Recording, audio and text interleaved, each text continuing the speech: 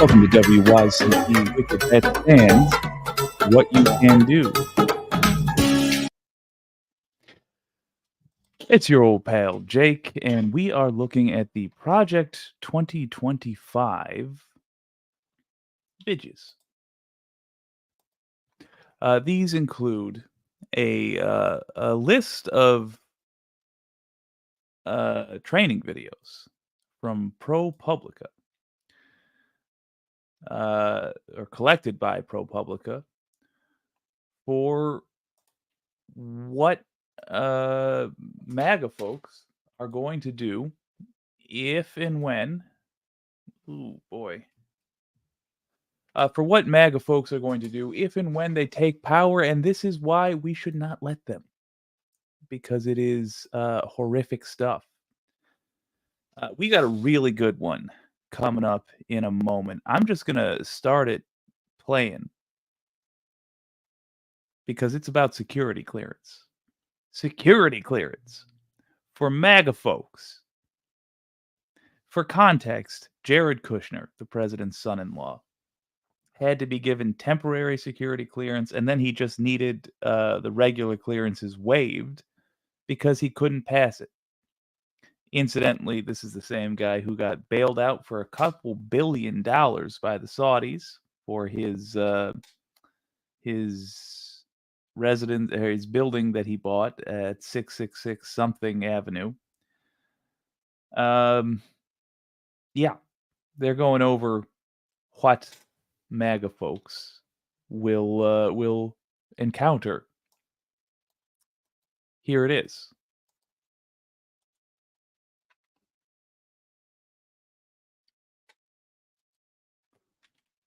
Dennis Kirk. I'm with the Heritage Foundation, and I am teaching. Real quick, remember this this organization, the Heritage Foundation. These right-wing think tanks exist basically just to push far-right ideology. They do not exist to find solutions to problems. They don't exist to better the lives of Americans. No, they exist to get more money for oligarchs. That's it. They are institutions that do the work of trying to give reasons for politicians to say that global warming isn't real when it very much is.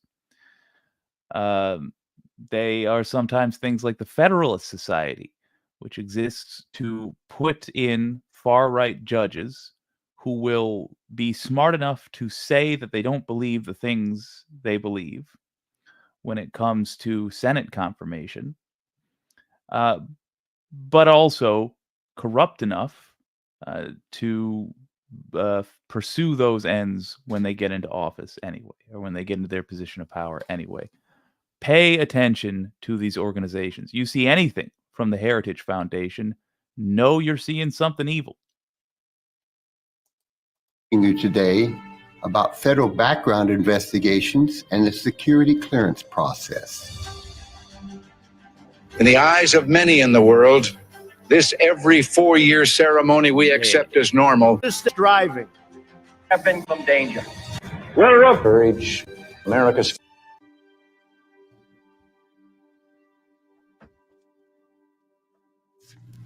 If you are hired for a federal job, you have to go through the background investigation process. This starts when an agency decides to hire you and makes you a job offer. When you accept that job offer, they commence the investigation background checks. That starts when the United States government looks at employees whether or not they meet the suitability and fitness requirements for that position. This applies to anybody, whether you're a contractor, an employee, military, and it covers things like federal facility access, automated systems, classified information, and includes the PIV card. The PIV card basically is that credit card looking thing that allows you to access a computer or doors or entryways or access to security facilities. This investigation process is meant to assure the government that you are reliable, trustworthy, and suitable for that job you have applied for. Federal employment background checks are really different from regular employment checks in the civilian sector. Depending on what you apply for, they can check for anything from your basic identity check, financial situations, criminal records. Even if it seems trivial, the government is required to fully investigate. To believe that you could affect your job performance matters to them. What you do matters. Regardless of the type of background check, you will at least need to answer questions about where you lived, where you worked, attended school, military history, police records, and your friends. You will also need to have your fingerprints taken if you've never worked for the federal government before, or you are trying to get a higher security classification. The scope and type of background investigation varies a lot. I have so many gags built up already. Fingerprints taken. Obviously, we can't just take them from the county jail. Regardless of whether you think it was serious or not, it was your wife. You're allowed to hit her. I'm trying to be mature, but I just want to let you know it can't possibly last. Depending on the duties and responsibilities and access requirements, including classified, for that position, as does the amount of time that those various investigations will take to complete. Let's just address this good and early. The way he talks is annoying. I don't know what accent that is, but I hate it. I'm sorry if you have it. Position. I don't know what he's talking about. I actually wrote a character years and years ago called Chocobo Williams. He had this accent, and even though I wrote a character with this accent, I don't actually know where it's from. So apologies to anyone who shares that accent. Not for my insulting it, but because you are cursed with sounding like this D-bag. The sponsoring, that's your employing or hiring agency, initiates your investigation and is responsible for determining in the end the appropriate level of investigation to be conducted based on your position's duties and responsibilities.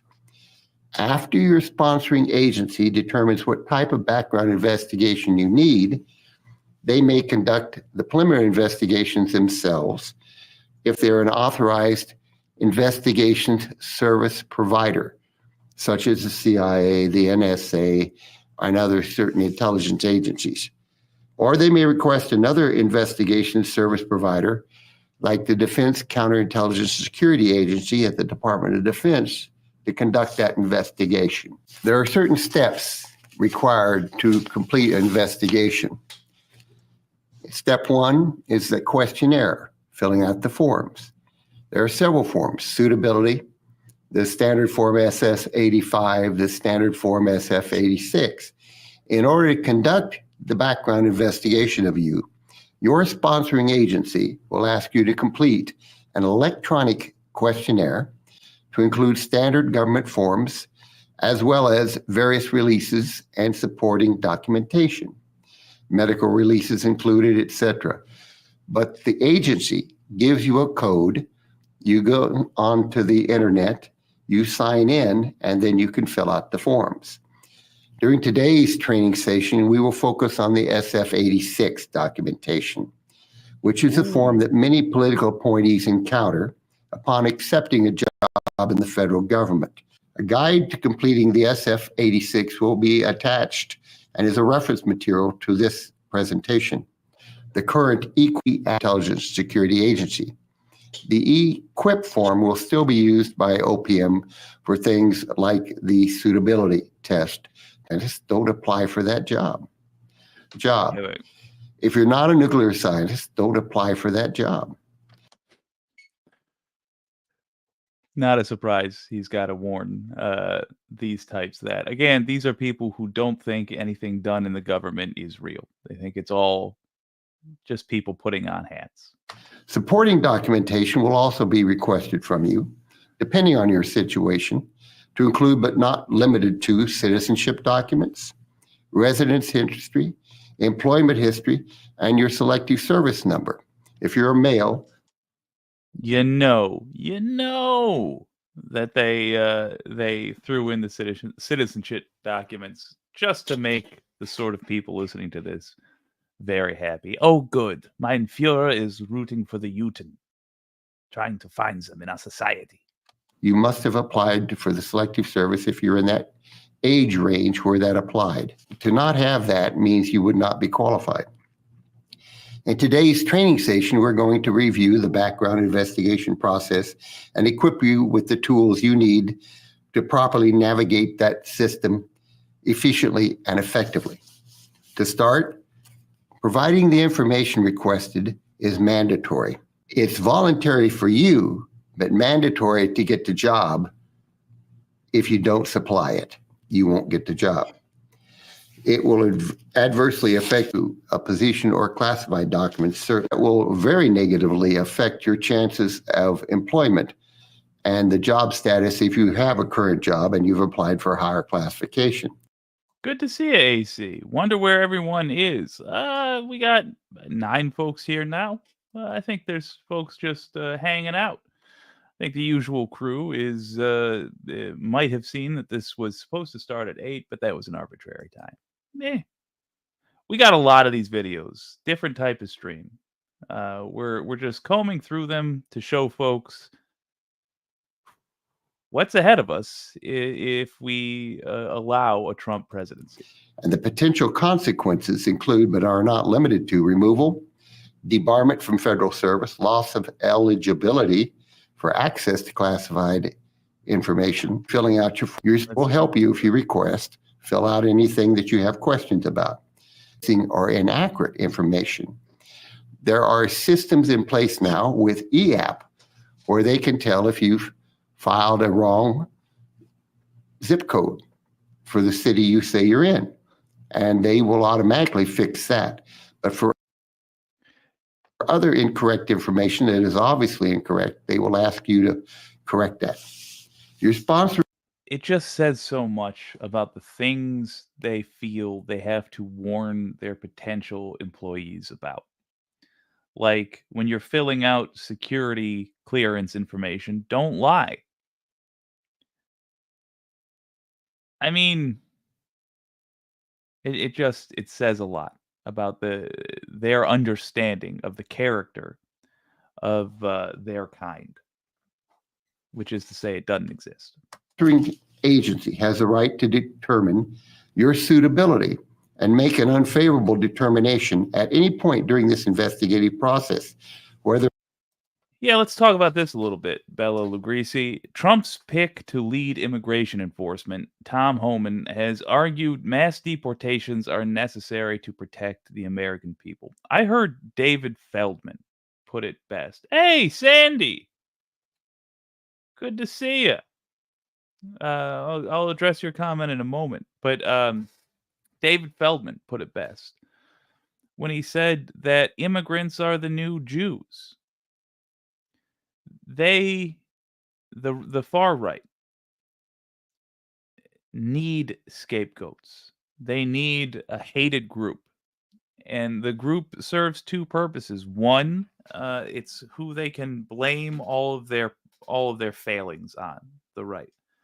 We know that right-wingers do not run governments very well.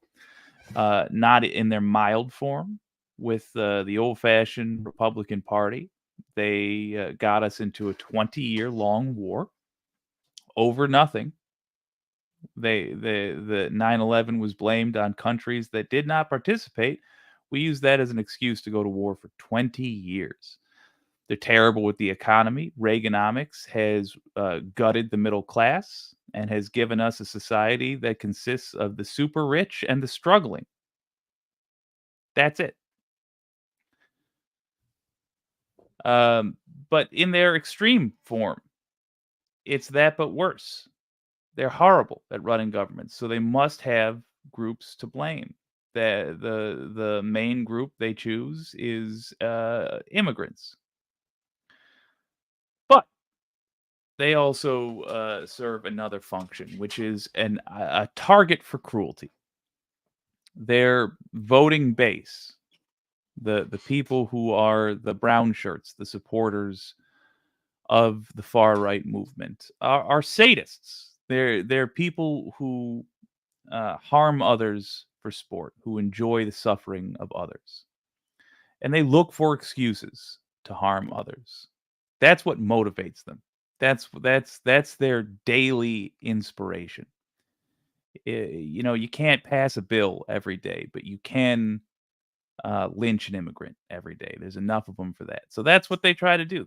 That's when they want to show that the government is doing something for the people, and they're a far right extremist government.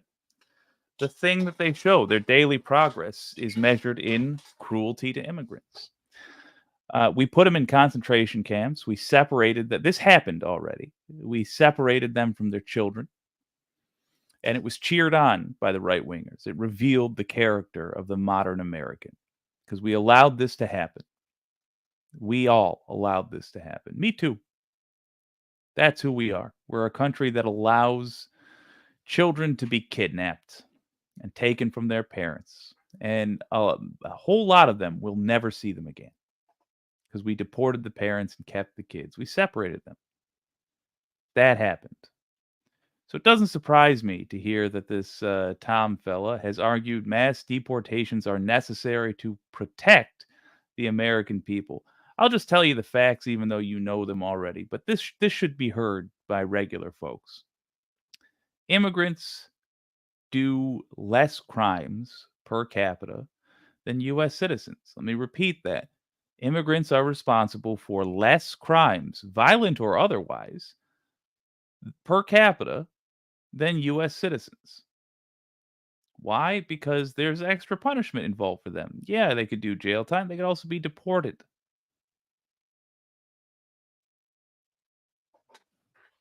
It's something that needs to be fundamentally understood because lying about immigrants for some reason is acceptable. The media doesn't swarm a politician who lies about these people. That's who we are. Good on you, Sandy. Don't shut up.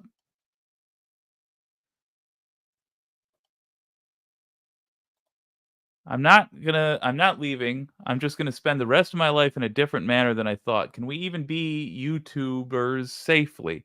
I don't trust any of these Project 2025 Nazis. You shouldn't. But if we only do this when it's safe to do it, uh, I'd be disappointed in us. We're not doing this.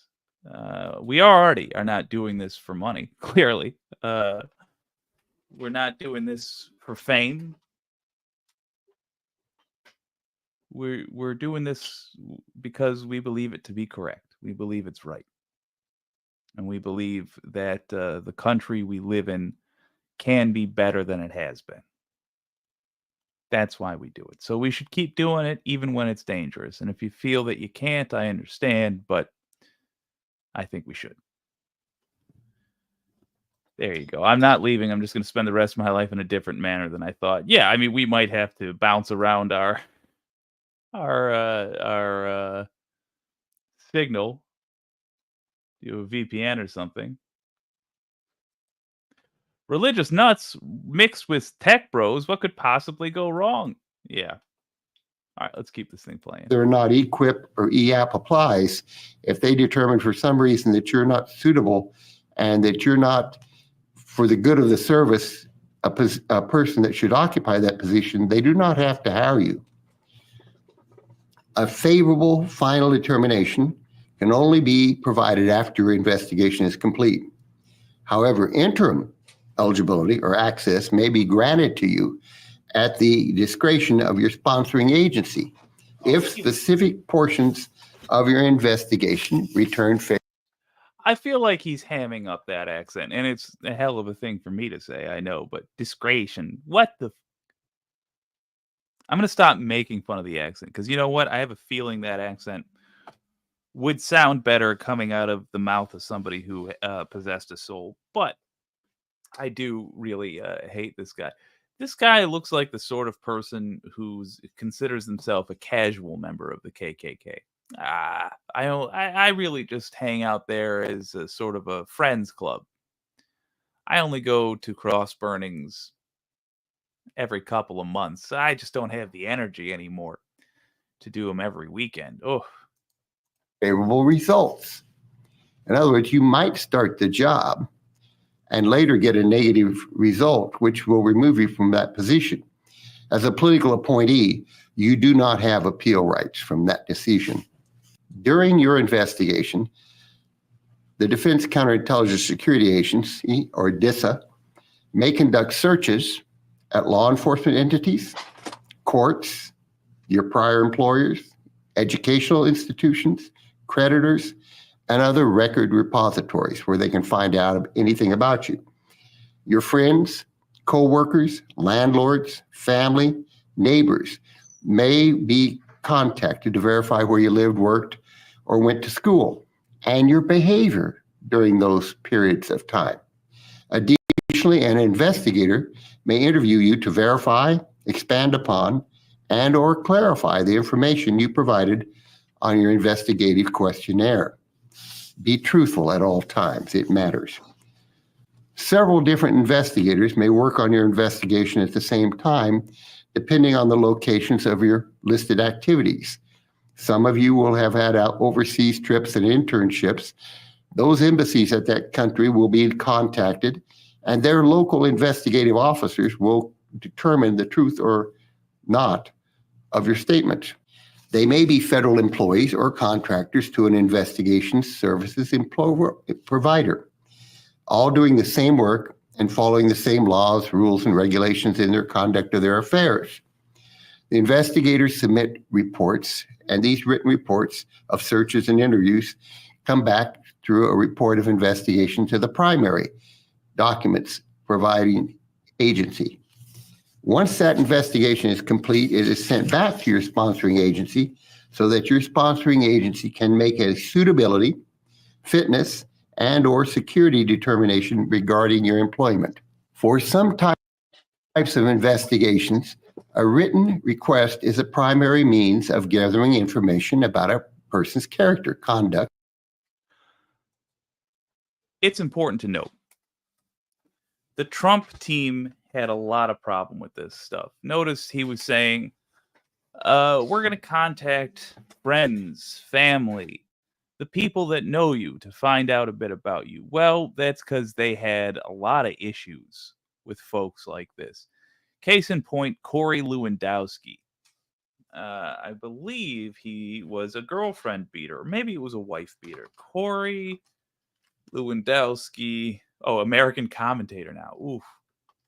Abuse charges? Yeah, a woman accused Corey Lewandowski of assault. And in 2022, he had to cut a deal on charges stemming from that.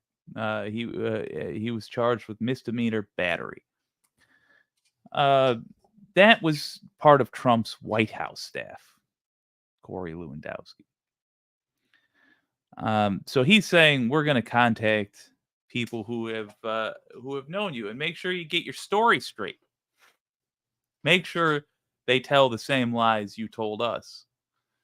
Because at the end of the day, they're hiring from MAGA, which means they know it's a giant pool of abusers and racists and morons who hate democracy, literally hate people having the ability to vote. Uh, and they're going to want to make sure that those people all have their stories straight, so there's not a scandal when they hire them anyway. Maddening. Also, Votron. Good point. Jared Kushner was rejected for a top secret clearance by 2 career security specialists, but their supervisor overruled them and approved him, sources say. I'll do one more. It's because Trump personally said, put it through. I don't care.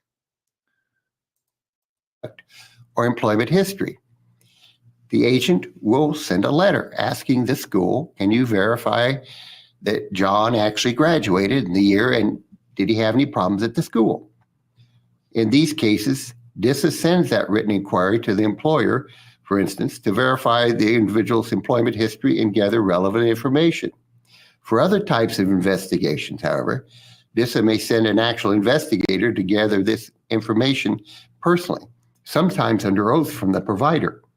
In all cases, your timely cooperation is appreciated, and it helps our government efficiently fill out these critical positions with qualified applicants.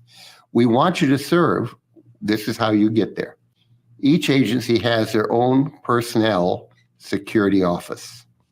Once they have received your completed background investigation, they will review all contents of the investigation and make a suitability, fitness, and/or security classification recommendation. It is important to note that the Personnel Security Office makes a recommendation, not a final determination. The final suitability determination belongs to the senior political appointees at that respective agency.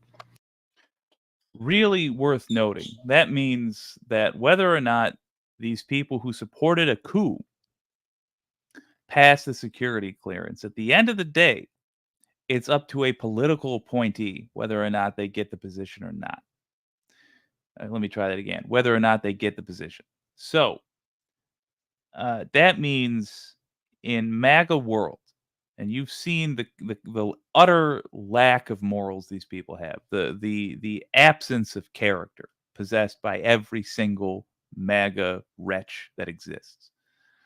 That means they need a position filled with loyalists because they need people to push through the dictator's will regardless. Something comes back. This guy beat his girlfriend a lot. He's got multiple charges of multiple police reports saying he did it. Only one court case, and it was downgraded to a misdemeanor because it was first offense. Well, we really shouldn't have him in, but we do need a loyalist, so I'm going to push it through. Oh, wait, says security check number 2. He's got ties with Russia, like with a Russian oligarch. In fact, he's being paid currently by a Russian oligarch. Ooh, that's dual loyalty. Well, Trump likes Russia, and we need a loyalist. Really, him being loyal to a friend of ours and us, it can only be good. Yeah, put him through anyway. A political appointee will make the final decision. That means the several thousand government employees Trump is able to appoint will be there based on their loyalty to Trump. Even if we somehow make it through 4 years of a Trump presidency and he doesn't literally suspend further elections and say, no, I think I'm just going to do this forever. I'm going to do this for the rest of my life and let my successor decide when we'll have elections again. Even if that doesn't happen, and after 4 years he leaves gracefully, or God wakes up from his nap and chooses to strike Trump down, we'll still have those people rotting our government from the inside. We'll still have those people that say, I'm supposed to push through this hurricane relief bill, but it's for Miami. And I hear there's a lot of gays there. And I just want them to die. I'm MAGA. So to me, human life means nothing. I want them dead, so I'm not going to I'm going to pretend I didn't see this. In fact, I'm just going to tear up this request for hurricane relief. Whoops. Good luck, gays in Miami. That's what's going to be in our government. That's the rot that we might let in on Tuesday. Don't let that happen. Vote for Harris. And these have been known to be made by the secretaries of an agency when everybody else has contrary opinions underneath it. If your position requires access to classified information or facilities, your sponsoring agency will also determine as to whether or not you will be granted what level of security clearance. Your security clearance is based on the results of your background investigation. The decision to grant you a clearance, although technically separate from the decision made on your eligibility based on your investigation, is often made at the same time and in conjunction with the decision based on your investigation. So those are two different actions, one by the agency, one by the referring investigator. If a clearance is required for the position, this decision may or may not impact on your ability to be employed by that sponsoring agency or contractor. As a clearance holder, you are required and expected to report any issues or life circumstances that may affect your eligibility to hold your position or access classified information. If something happens to you while you have a classification of a security clearance, secret, top secret, or SCI, you must report it. If you do not report it, that is grounds for removal. Suspending elections is necessary to protect the American people, says Bella Lugrisi. Oh, yeah. We have never, for the record, for those looking in, we have never had a president who I would love to have in office for an extended period of time. Literally never. Hesitate to report it. It can be mitigated. This is a new process that started in 2018, 2019, while I was grounds for removal. Don't hesitate to report it. It can be mitigated. This is a new process that started in 2018, 2019. If there's something that you've done, say you strangled your girlfriend over the weekend and the police had to pull you off her, she wound up in the hospital. She's going to make it. She's going to make it. It's okay. It's fine. She's going to make it. Some very light brain damage because you really leaned in. You white knuckled it on her throat, cracked her trachea, and you were bashing her head against the cement because you're MAGA, which means that's the kind of person you are. You strangle your girlfriend in a fit of rage. I assume she walked in front of the TV. And so it was totally justified, of course. But just report it to us. Because during the last Trump administration, we put in rules that let us ignore these things, that let us work around these things. We can mitigate this. That's the bland word this guy is using. We can mitigate this, but you have to tell us. You got to tell us, and we'll put it in your blackmail file for sure. We'll bribe the cops or intimidate the cops. Well, they're not brave. These are the people that wouldn't save children in Uvalde. So we'll do what's necessary to shut these dogs up. But you got to tell us, and then we will blackmail you with this stuff later. And that's how MAGA works. See? Guys, don't let these folks in government. He just said there are things we can do to work around you not being able to pass a security clearance. If you commit a crime, if you do something wretched while you're holding the job, just don't hide. The only rule is don't hide it from the boss. Tell the boss. That's it. That's who America is going to decide should or should not be in office on Tuesday. Obama is amazing. I mean, he's all right. He's a great speaker. I'll say that. And I appreciate that he appreciates the missed opportunity that was his presidency. I think personally he's dealing with the fact that he is largely responsible for Trump, as much as that hurts to say. He promised change to America, and when America didn't get it through his presidency, when it was just another neoliberal presidency, that led to in my opinion, the dissatisfaction that eventually gave us Trump. People were done with old school US politics after Bush. We entered the 21st century with a continuation of the 20th century. And people were ready for sincerely ready for a change. And Obama was worried that that change just meant a black guy. And so he tried to be as non-offensive as possible. But that's what Democrats have always been. It wasn't a change. It just wasn't. And he went on to be center-right, arguably. Yeah, you call him just pure center. Because he passed some progressive bills. But he also did some very right-wing things. And at the end of the day, he ended up supporting the power structure, which has its heel on our neck, which is the oligarchy. He bailed out the big banks rather than the people who suffered from the gambling the big banks did. So when it came time for the next election, America was determined to get something different, anything different, even if it was destructive. And that was Donald Trump. And that began what might be our death spiral. But maybe on Tuesday, we will realize that while change is necessary, so is being law-abiding.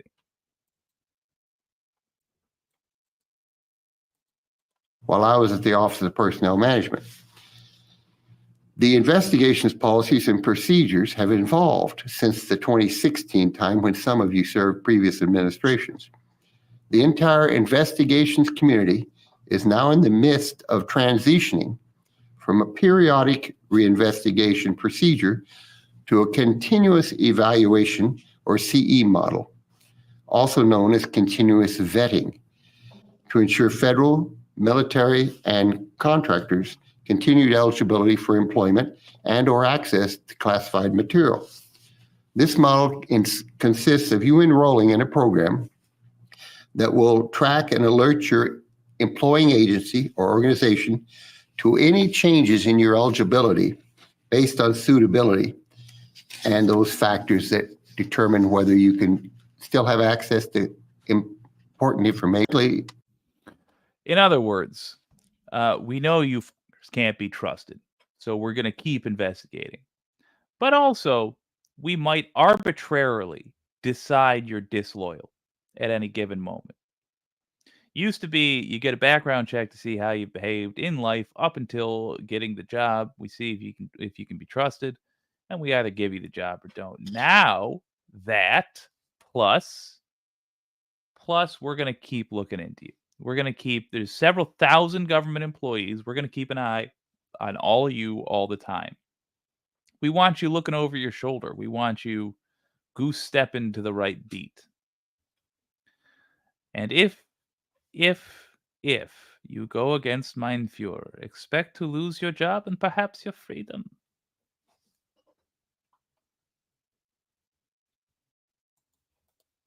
Have to be removed from your position for violations. You may be enrolled at any time while being employed with or on behalf of the federal government. It is not an option. It is an agency determination. Security clearances. There are 4 levels of security clearances. A confidential, this type of security clearance provides access to information that could cause damage to national security if disclosed without authorization. It gets reinvestigated every 15 years, even with the continuing vetting. Real quick, while he's going through these, I want you to imagine the damage done by the stolen documents that Trump took, by the documents Trump stole. By the way, a lot of those documents were found by a copy machine in a place where foreign agents regularly visit, including A Chinese spy. You not. A Chinese spy found in Mar-a-Lago. Think about these 4 levels of security clearance. Understand that at one point Trump had them all because he was the president. He had all security clearance. He used that clearance to steal classified information from the US government. He took it to his personal home, a gaudy fucking cesspool called Mar-a-Lago. He appears to have copied that information, and oh, hey, by the way, he refused to return it when it was discovered missing.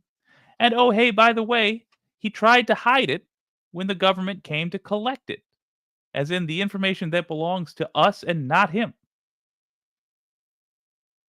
Understand how bad of a security breach that was when you're hearing about the 4 levels of security clearances that this guy says employees might get. Be fully reinvestigated every 15 years. Secret is when you have a classification that gets reinvestigated every 10 years. Top secret is every 5 years, and top secret sensitive compartmented information is an access program that gets added on to the top secret clearance and is continuously vetted. If the hiring office requests it, an applicant can be granted an interim security clearance due to backlogs or inefficiencies, or you just haven't gotten cleared. Final clearances usually are supposed to be processed and adjudicated in less than 90 days. Some agencies are backlogged, so your agency should prioritize any political appointees to get in there and start doing the job immediately the day they hit the ground. With an interim clearance, classified work can be performed, but in a temporary capacity until a background investigation can be completed. It is possible that the job you apply for is a public trust position. Public trust is not a security clearance, but depending on the job, you must complete either the standard form 85 or 85P questionnaire. That determines that you are in all other capabilities and capacities qualified to be a federal employee. In order to obtain a security clearance or higher, the investigation requires agents to interview people who have lived and worked with the applicant at some point in the last 7 to 10 years, sometimes even further back if you've lived overseas or had a long string of moves across the country. In that situation, investigators will use the standard form 86F to conduct their investigation. Next, we're going to discuss several factors that could disqualify you from obtaining any security clearance. If the job you're considered for does not require a security clearance, it is still important to pay attention to these disqualifiers because they disqualify you from any federal employment. Personnel security officers at each agency will consider all of these factors when considering you for a position, regardless of the security clearance required for your position. Some disqualifiers are citizenship. You absolutely must be a U.S. citizen to work for the federal government. The applicant must show that he is either a U.S. citizen by birth or a naturalized citizen. Illegal immigrants and green card holders cannot be considered for government jobs because of law. If non-citizens lie on their application about being citizens, I have to wonder if that hesitation was because he realized that you shouldn't have to be a U.S. citizen necessarily to work for the U.S. federal government. Doesn't really make sense. Or if he was like, "Oh, a green card is enough? What?" they are automatically disqualified. Of course, they're also properly prosecuted for violation of false statements to the government. Criminal history. He does seem like the sort of person who would make up a passage from the Bible that does not exist to justify an evil thing he wants to do. Like, oh, I kicked my gay daughter out of my house because Jesus said lesbians are gross. In most cases, individuals tried in federal criminal courts are disqualified from government jobs. If you've been convicted of a crime, you will not be serving in the federal government. Crimes such as fraud, embezzlement, and tax evasion show a lack of moral character. I just want to point out that Trump could not pass this. Listen to this. Could Trump be hired for Project 2025? In the federal government. Crimes such as fraud, embezzlement, and tax evasion. Convicted, convicted, convicted. No, he could not. Show a lack of moral character, just like similar white-collar offenses that are highly frowned upon and will bar you from service. Bankruptcy or debt. Your credit history is assessed by banking professionals who work for the federal government. Although there is not a minimum credit score to obtain employment in government, it is not favorable if you have accumulated debt and filed for bankruptcy that you're not. First of all, Trump's credit is so bad that he could only get loans from one bank, and they were found to be acting illegally a lot of the times when they gave him loans. Trump bank loans.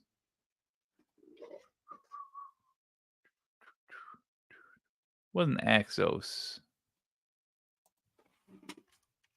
Trump German Bank. Deutsche Bank. Yeah. He could only get loans from Deutsche Bank. And if you don't want to parse through a bunch of lawsuits and allegations from federal investigators, just take this. He's openly in multiple rallies at the venue that he was at said he is not going to pay the venue. If there is the slightest hitch in the performance, if the microphone crackles once, he says, I'm not paying him. He did it in my state yesterday. He was in Warren, Michigan. For some reason, my state shamed itself by allowing him anywhere on its soil. And at the venue, he said he wouldn't pay the venue. He's done this multiple times. That's the character of this guy. He could not be hired in his own Project 2025. Not able to be responsible for. For the government, this means that you are unable to comply with financial obligations. Pretty sure Deutsche and are considered grounds for disqualification. Lots. However, owning a house with a large mortgage is not a disqualifier. Substance abuse. Admitting drug use on a security clearance automatically disqualifies a candidate from the job. So make sure you hide it, like Trump hides his pill popping. Unfortunately, even though some states allow it, this absolutely means marijuana admission within the last 6 months will bar you from the federal government. If a candidate is using illegal substances now or is addicted to prescription medication, the government finds them automatically unreliable and denies them with clearance. If a candidate is a former addict, however, and can show proof of recovery, they could be allowed to apply for a government job. Inconsistencies. Irregularities on your application or during your interview, the government can discover all of these inconsistencies against which they already know many things. Assume that everything in your past, from your parents' birth to everything the minute you file that application, is somewhere in a government record or it's discoverable. Reasons for concealing any aspect of your life raise even more questions and will not be acceptable. Conflicts of interest. Other occupations or familiar relations might be considered a conflict of interest on a federal level. The best course of action is to disclose any such information during the interview process. If your wife works, this is like a list of Trump's character traits. It shocks me. Bela Lugosi really boggles the mind how many New Yorkers support him, knowing what a fool he's been his whole life. Yeah, truly. Truly, truly. Ditto for Giuliani.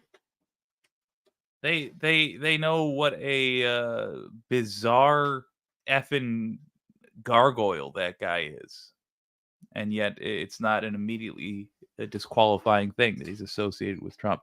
Incidentally, I don't think we've talked about it on this channel. I'll just update you in case you haven't heard.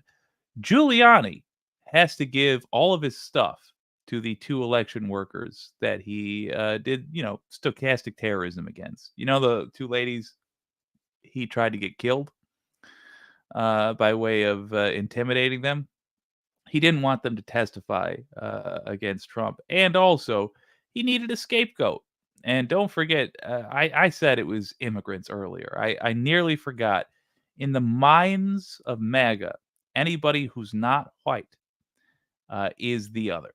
They are immigrants. They are illegals. That's the same thing. So these 2 women were not white, and so Giuliani used them as a scapegoat. And they got death threats because MAGA are scum, and they got they had to hide themselves. They were terrified to go shopping, just being out in public. And the nice thing about this is all of Rudy Giuliani's things now belong to those election workers, because the guy Giuliani was doing all this for, Trump, didn't pay him for his legal services. You know, those legal services in which Giuliani sacrificed his law license in order to lie for Trump in court. Didn't pay him, so he didn't have money. And his stochastic terrorism, because the DOJ was too cowardly to pursue it as a criminal charge. It got handled in civil court, and he lost millions. And now his car, which was once owned by Lauren Bacall, now belongs to the election workers. His watches, election workers. His TV, election workers. Lovely, lovely. I believe this week that stuff's getting picked up. For a major contractor for that same government agency, that familial relationship may bar you from service. SF 85 disqualifications. Still got the private jet. Oh, good. The questionnaire for public trust positions is the most commonly used questionnaire when conducting background checks for all government positions. If you provide false information in this questionnaire, you intentionally lie or withhold relevant information. This is a good question from Environmental Coffee House, aka Sandy Shellis. By the way, Sandy, I'm going to toss this out there. If y'all ever want to come on to my streams, I'm thinking of doing a left past 10 jump in Discord. As in, I'll post the stream link, and if you guys ever want to just pop in for a second, you can. Just considering that. Environmental Coffee House, aka Sandy Shellis, says it doesn't seem like Trump. Doesn't it seem like Trump is a mob boss with dirt on everyone? Why would Rudy be so up his butt, like Lee Zeldin from Long Island? I thought about it, Jake, but I already put my pajamas on after I came in.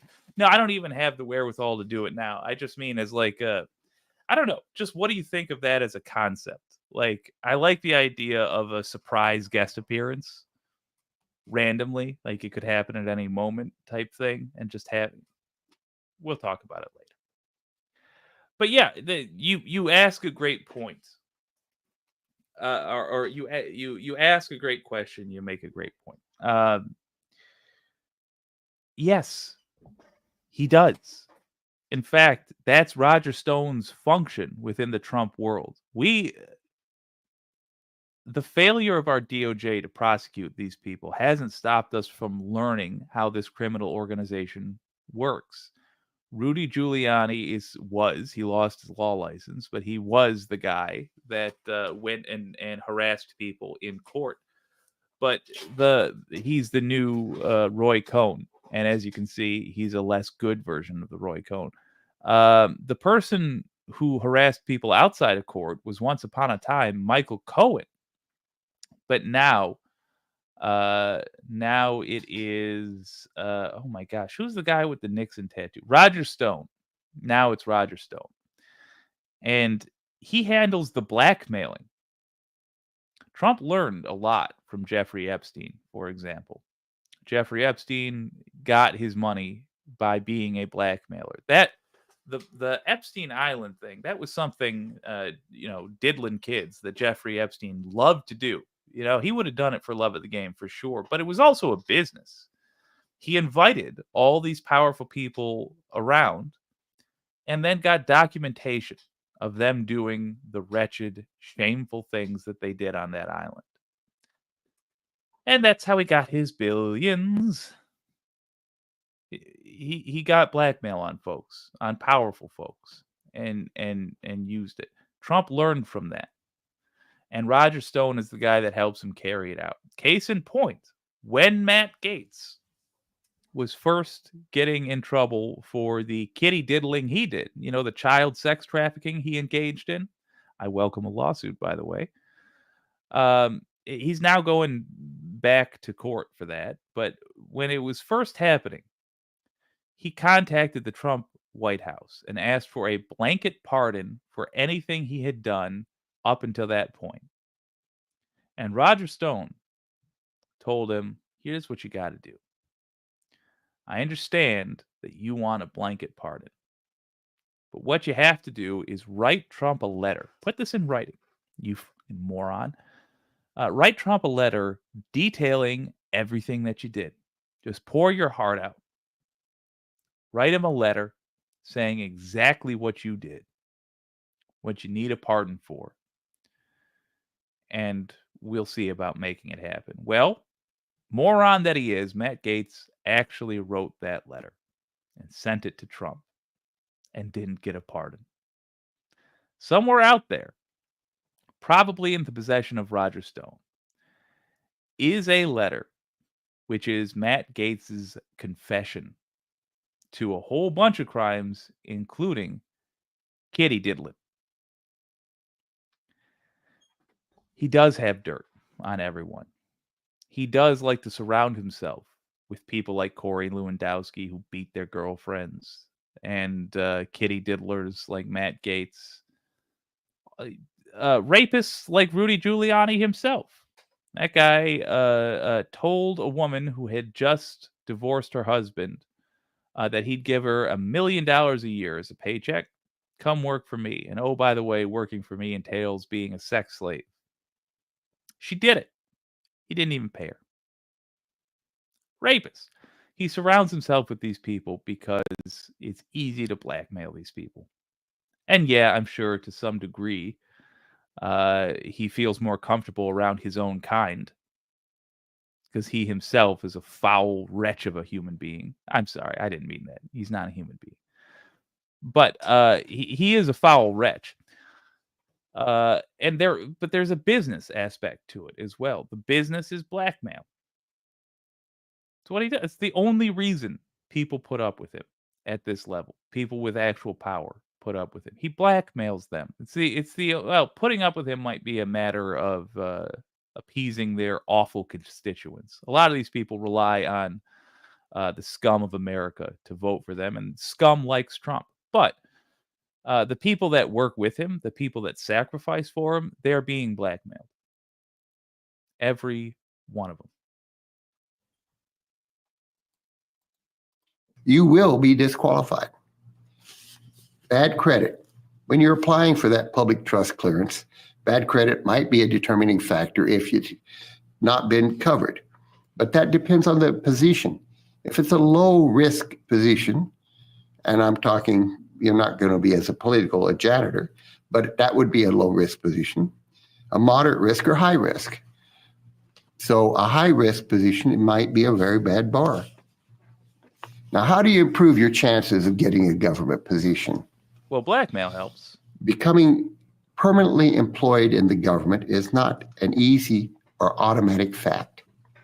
But even if you think you might not be the best candidate for any position with the government, there are certain strategies that can help you improve your employment opportunities. First, the obvious one is become a U.S. citizen. You can do that several ways, but do it correctly. You can join the military and become a U.S. citizen that route. You can What's an incorrect way to become a U.S. citizen?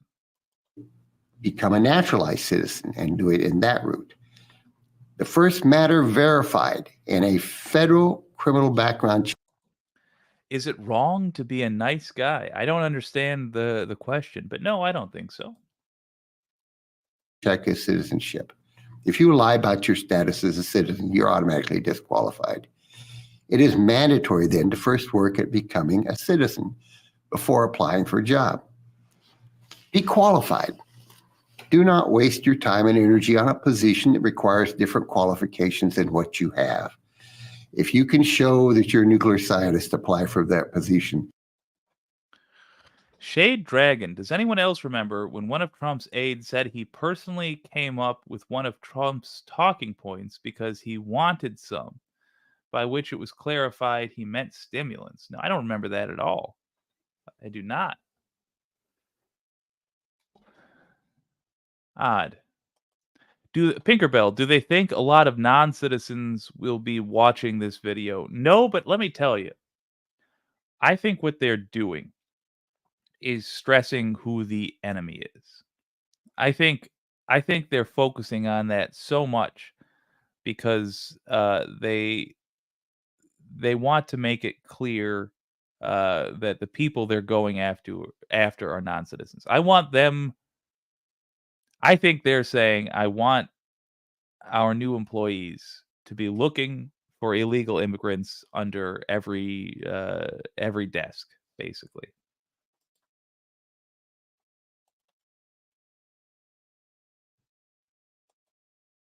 Yeah. He's admitting that people can come in from other countries, but I wonder what countries are acceptable to them. Oh, we learned about that. We certainly did. He calls any country with brown people whole countries. The Mike Stead show, Trump is unlikely to qualify under the conditions they laid out. Yeah, the irony. But don't if you can't. During the federal suitability determination process, they will realize that you lacked suitability for the position. Your talents... Again, he's having to understand that this was written by people. He's not one of them, but it was written by people that understand the MAGA crowd. So he doesn't know this, I'm sure. But these are the people who are like sovereign citizens. As in, one of the dudes that recently, funny enough, tried to kill Trump, sovereign citizen, or it was allegedly. He's charged. He is thought by the sheriff who arrested him to have been planning a third assassination attempt. A sovereign citizen. These are the sort of people that represent themselves in court. And they think, I saw a YouTube video from a guy in his truck in the parking lot of a Denny's ranting about blacks and incidentally saying, oh, by the way, sovereign citizens, you're part of a corporation, not a country. And here are the magic words you have to say in court to get out of any crime. And so I'm going to represent myself in court. That's the sort of folks who are going to join Project 2025 if you let Trump into power. And they're also the sort of folks that need to be told, hey, we're going to find out if you don't have the qualifications to be a nuclear engineer. So don't say that you do. Don't sit down and say, look, I saw a lot of flat earth videos, so I know how science works. I'm going to run the nuclear power plants of America. That's the kind of warning that is necessary for this crowd. Will be better utilized elsewhere. Choose a job and apply for it that best is suited to your skill set. Complete application. A complete application is one of the federal background check requirements. Government recruiters do not review incomplete applications. You have to be sure to fill out each required field and answer every question required of you. Incomplete applications will be sent back to you or not processed. Pay off your debts. Improve your credit rating. If you have any debt, pay them off before applying for the job you want. Being debt-free will show the government that you are responsible and reliable. Oh, let's do this. A very high credit. Again, Trump could not pass his own employee evaluation. The Mike's Dead Show. The Muslim ban only took 5 tries to make it constitutional. Bella Lugrisi. The Muslim ban is not a ban. Sean Spicer. It's not a ban. The travel ban is not a ban, which makes it not a ban. Glenn Flush. But you just called it a ban. Sean Spicer. Because I'm using your words. You said ban. You said ban. Now I'm saying ban. They're your words. Say ban again, Spicer. Card maxed out debt picture does not show financial fiscal responsibility. You want to be a responsible employee of the government. Rehabilitated behavior. Past criminal offenses on your permanent record or... Again, Trump could not pass. Or any drug offense can be overlooked if you show that you have overcome your problems and that you're fully rehabilitated. Drug abuse, however, is one of the CIA's always permanent absolute employment disqualifiers. Appealing... So, Trump raped D. Jean Carroll, and then he got sued for lying about it. It's pretty bad behavior, but hey, if he rehabilitates and, oh wait, after the lawsuit, he went out and lied again, the judge increased the fine. They said, we don't have to run this whole thing. We already know that this is a lie. Good lesson for America, by the way. We already know he's lying, so don't relitigate when he lies again. The fines he had to pay, I think they went from $5 million to $10 million. Then he went out and lied again. The judge said, we're going to raise this again, and we're going to keep raising this by millions every time you lie about the fact that you raped this woman, Donald Trump. So he hasn't rehabilitated, in other words, and he couldn't be hired here. Votron, sorry, I can't hang with watching this. This is the never-never scenario. No need to be informed on something that will never come to pass. Now is the Disney ending time. Love wins, peace up. Well, good on you, Votron. Yeah, let's make sure this doesn't happen. And you don't have to sit through all this if you don't want. I just want to do a couple of long-form streams where we talk about the very real threat looming. Because we're not at the Disney ending time.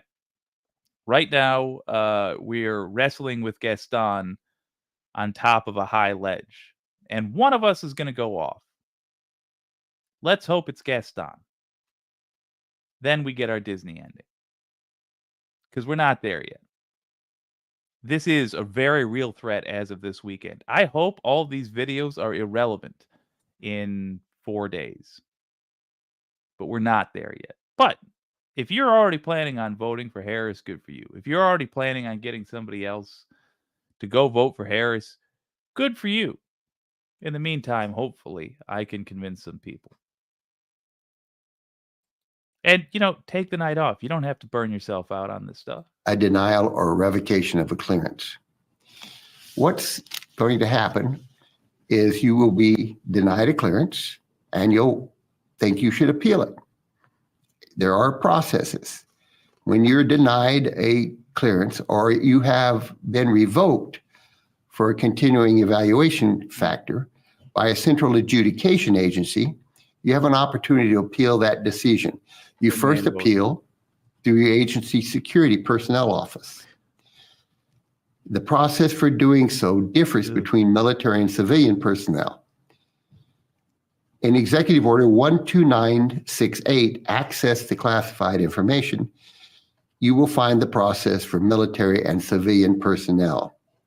In each case, speaking with your agency security office is the best way to find out what specific processes apply to you and how best to resolve the issues. You can request a hearing before administrative law judges, but in the political appointees venue, that is an appeal to your superiors at your agency, and then it's pretty much over. appealing non-clearance adjudications or decisions. In addition to the national security determinations, applicants and personnel may. Yeah, David, your initial comment, in San Francisco this year, the Democratic Party couldn't find the moral courage or leadership to pass similar resolutions. And forgive me, but I think they owe you an explanation. What resolution, David? I'm with Sandy there. Educating the record. I still don't know what you're referring to. If you could spell it out for me, like what's the topic we're talking about here? What resolution? Oh, apparently Sandy follows. I still don't, but if you want it talked about on screen, let me know. May be subject to credentialing and or suitability or fitness determinations.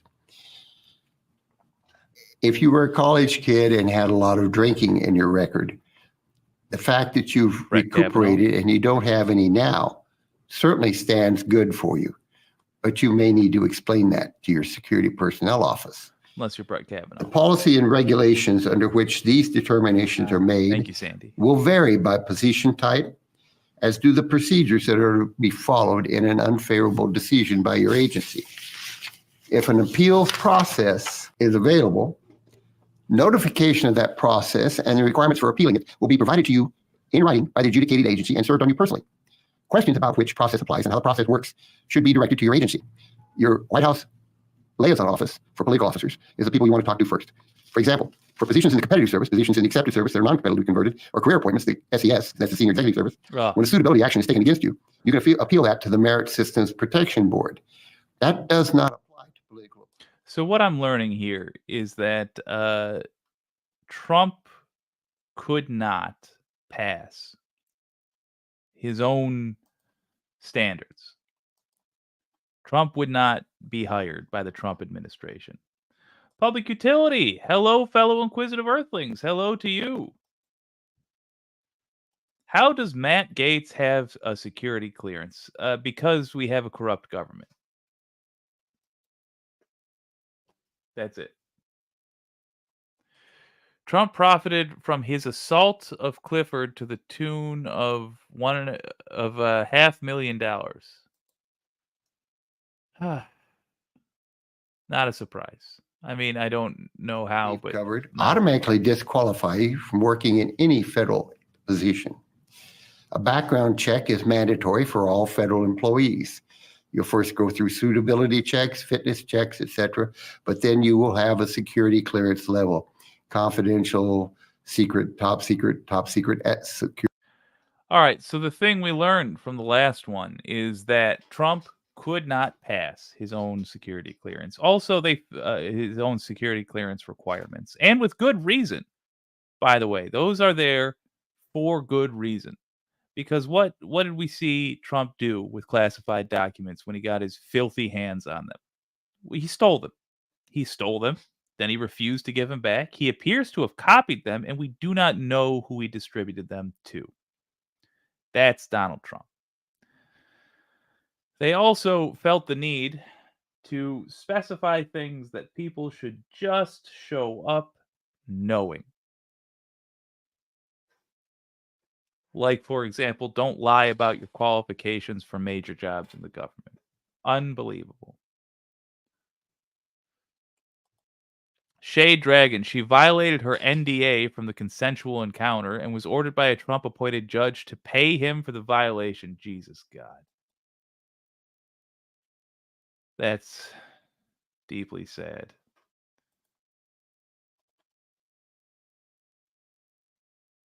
I'm jumping ahead. Are all right, next video is about executive orders. Let's listen to the direct orders from Trump to his stooges and how they will be asked to handle those. I have a feeling, I haven't seen this one actually, I have a feeling they're going to say a lot of people around you, like lawyers and people who have been doing this job for decades, are going to say things like, that's illegal, or treasonous, or a monstrous thing to do, or for God's sake, don't do it, you're going to make Jesus cry. And you must ignore them all. because you serve mein Führer. That's what I think the gist of this video is going to be. But let's find out. Correctly carried out. He also is responsible for supervising all of the subordinate officers within the executive branch who are given authorities by Congress through statutes to run departments and agencies, for example. The president is responsible for managing the workforce of the executive branch, ensuring that its responsibilities are carried out properly and efficiently. The president also is the primary officer responsible for the national defense of the United States and for our foreign policy. The president has some other duties under the Constitution, specific duties like the responsibility to ask for opinions from different officers within the executive branch and propose legislation to Congress. And then the president may also be given statutory authorities of his own by Congress or under treaties that have been ratified by Congress. So the purpose of executive orders is a primary means by which the president exercises these authorities that he has under Article 2 of the Constitution or under statutes or treaties. The president is a creature created by the Constitution, not by statute. So the presidency, the president is not an agency of the federal government. President does not issue regulations such as an agency would do, and is not subject to the Administrative Procedure Act, which covers agencies and their rulemaking functions. And the president's senior assistants and advisors within the White House, also the White House does not constitute an agency, does not issue regulations. So the question is, how does the president carry out his functions? And the way he does it is through orders. He gives orders, directions to his subordinates. He sets the policy directions for his administration, tells them what the priority. He is a creature, the president, a beast of myth and legend. Priorities are, and he does this through a variety of True public instruments. utility. The primary one is the executive order. So the function and purpose of an executive order really tracks the president's authorities, duties under the Constitution and statutes. So the president may use an executive order, for example, to express his view on the proper interpretation of federal statutes, the correct.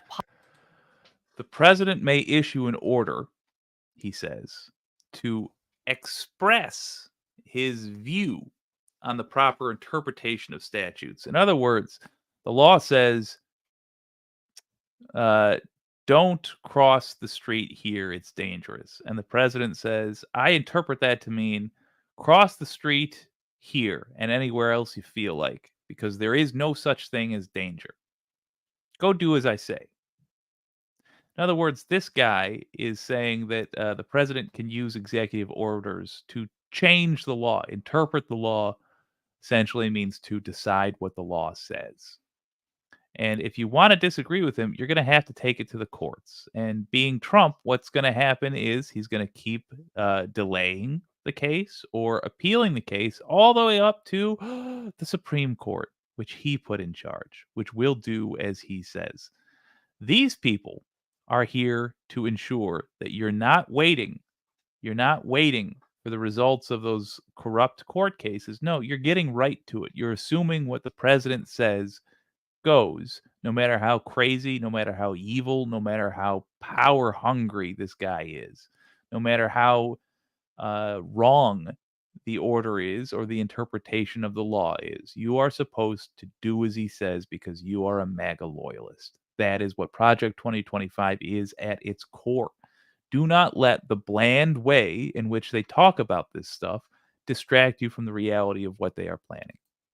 Policies to pursue where those statutes give the executive branch some discretion, some policy-making flexibility. Is encrypted, noted. The president can identify which policies and directions he wants his administration to follow and give directions for doing that.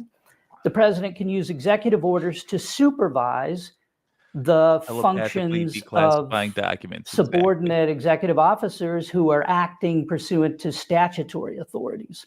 So the head of a department or agency is given important substantive statutory authorities by Congress that they have the responsibility of carrying out faithfully, but the president can supervise them in how he wishes to see them carry out those authorities. It's important to realize the President will do as he pleases, and you must do as he says. Remember what we said earlier about constantly reviewing your security clearance? Well, that video comes before this one for a reason, because in that one we made it clear that your position is never secure. Your job is never secure. In this world where we make our health insurance and therefore your family's lives dependent on your job, it's never secure. You're working for a fascist here. And now we're telling you that he may personally come to you and tell you to do things. And you have to do them. Because if you don't, remember that last video. You lose your job. Your family loses their health insurance. You suffer. You will serve, mein Führer, at all costs, at all times, for the fatherland. Yeah. The president himself cannot actually carry out those authorities because Congress has granted them, delegated them to the head of a department or agency created by statute. So the president is not superseding the authority of that subordinate officer, but is giving directions and supervision. Yeah, we are looking at the stage right before window falling. And I have a feeling, this is conspiracy theory stuff. I'm going to float something out there. Jeffrey Epstein frickin' died in prison. Where are all... Here's what one of the things that disappoints me about modern American scum. I like to think of myself as a gutter creature, you know? I like to think that the wicked community is about 4 or 5 notches above the host of the show on the social ladder. I like to think you guys could go to parties and you'd be acceptable there, but I'm not. And so sometimes I look at my peers, which I stress are well below you all. You know, the other folks that would smoke, shake weed under a bridge at 2 in the morning. And I'm disappointed. You know, I'm disappointed because these are folks who are fascinated by the JFK assassination. And the better ones are also fascinated by the Martin Luther King assassination or the Malcolm X assassination. And they roll out conspiracy theories all the time. And there was some hopeful stuff even in that they were interested in kitty diddlers. You know, they wanted to find out secret government kitty diddlers. Well, we've got one, Donald Trump.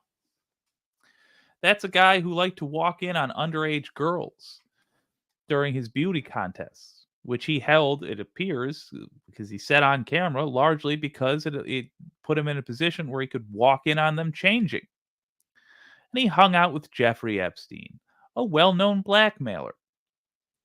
And then, when he was in prison, Epstein, when after the Jim Acosta, who by the Jim Acosta was the prosecutor. Let me look that up. I might be confusing it with the journalist.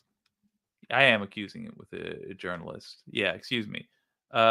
Prosecutor who let Epstein go. Oh, Alexander Acosta.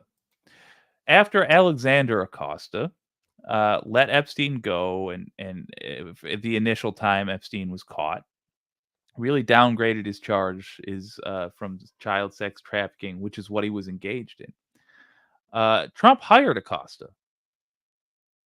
put him in the administration. And then later, there was such an uproar over Epstein's crimes that the guy got arrested anyway. And he went to prison. And the day before he killed himself, hung himself in a jail cell, Trump's Attorney General, Bill Barr, visited Epstein in prison. Then, the day he killed himself, Epstein, all the cameras were turned off, and none of the guards walked by his cell for a long window of time.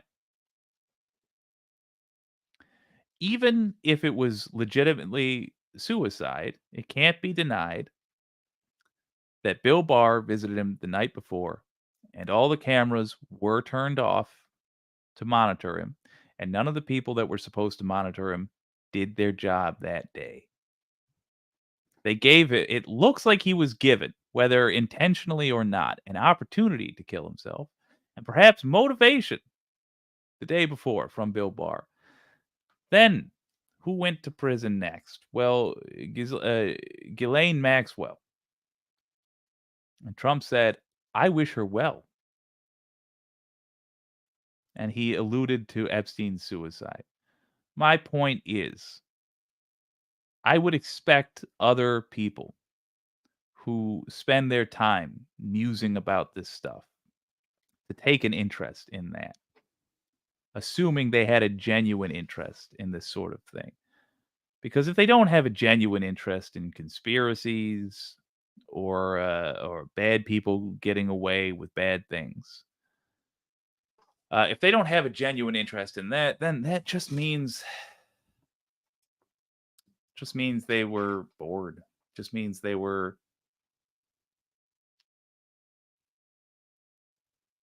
didn't have the character they claim to. It means they're not interested when someone they like does something. It means they don't actually care about the truth. They just like making waves.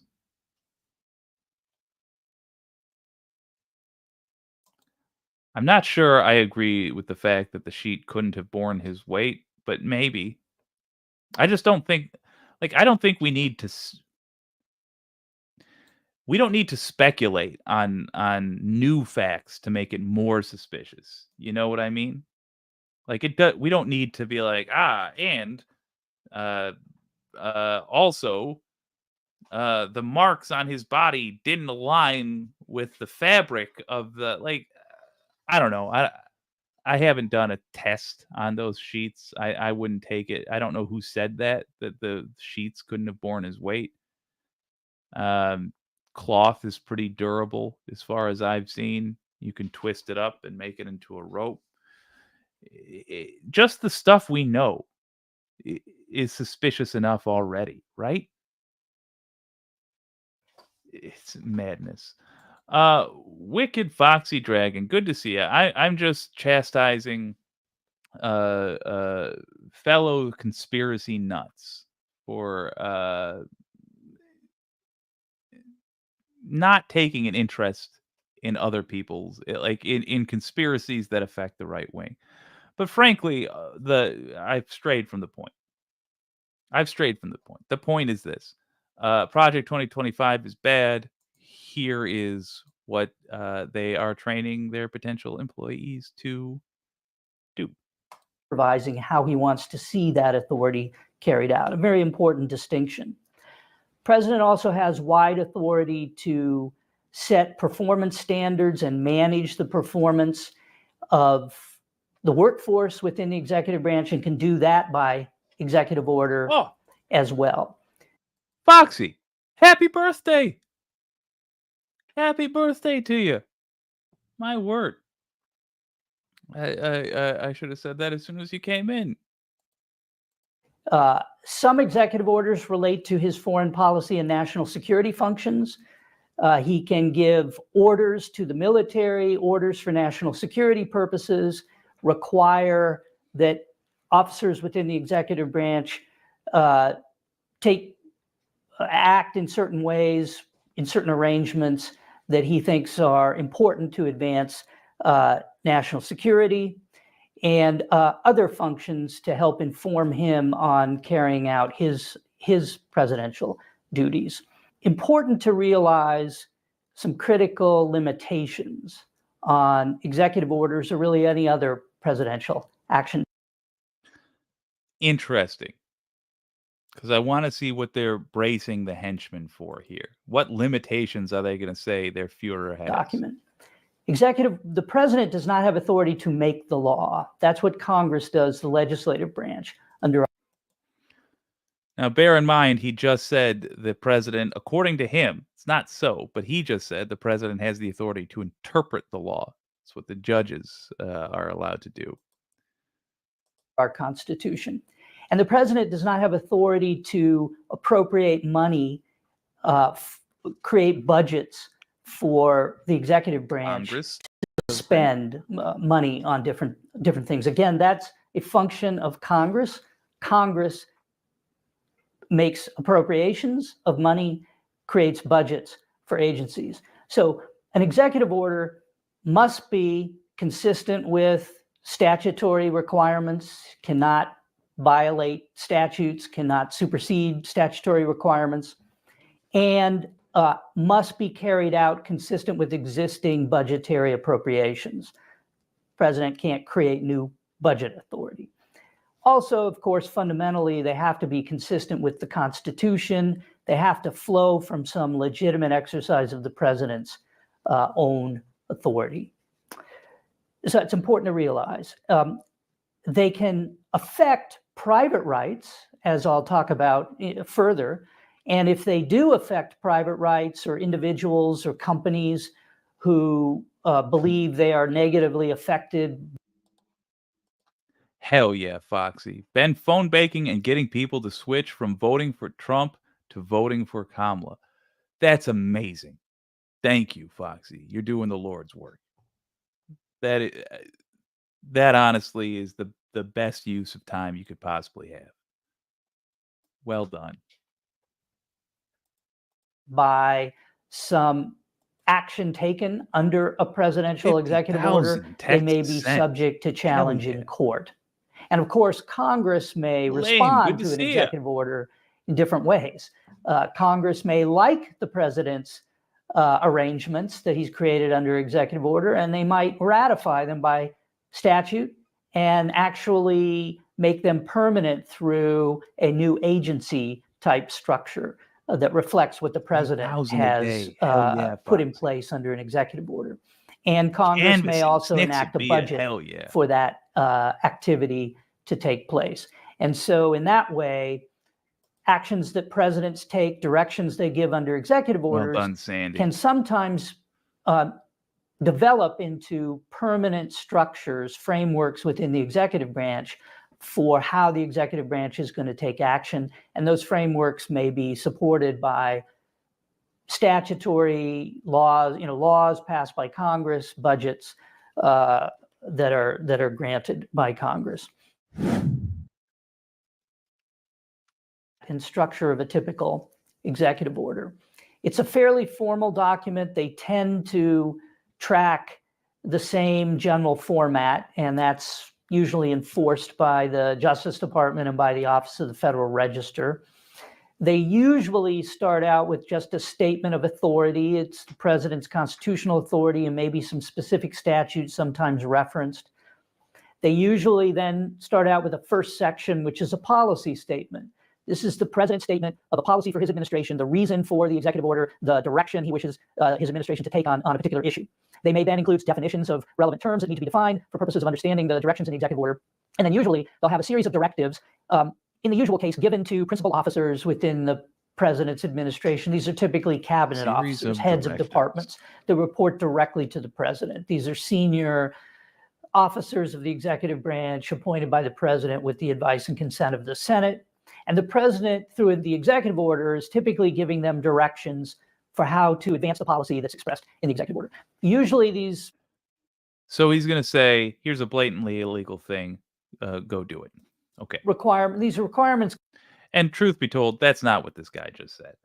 But we know who Trump is. Can include things like create certain arrangements or structures for decision-making or review of issues. So the president... Kenny said that I was doing illegal things the other day. I don't want him involved with decision-making anymore. It's now, who's the other person there? Tina. Now Tina makes the decisions there. It may create a task force, may require interagency action among different departments for consultation on issues reviewing issues, making proposals, recommendations. Oftentimes, the director of the Office of Management and Budget is then tagged with responsibility to follow up and make sure that the departments and agencies. Yo! Foxy says, I changed one teacher for my son's mind. A friend in ND, North Dakota, who also got his 2 neighbors to decide to vote and vote for Kamala. Yes, my friend Kim, her mom and dad, maybe her hubby. I feel good. You should. You should. As far as I know, that those, let's see, 1, 2, 3, 4, 5, 6, 7, possibly 8. We're going to call them 7.5. Oh, we can do full credit, full 8. Those 8 people may have accomplished more than the totality of my efforts for the past 2 years. And I applaud you, Foxy. Well done, man. Thank you for doing that. And I hope you one day teach others how to do such a good job. That's amazing. Boom. Well put.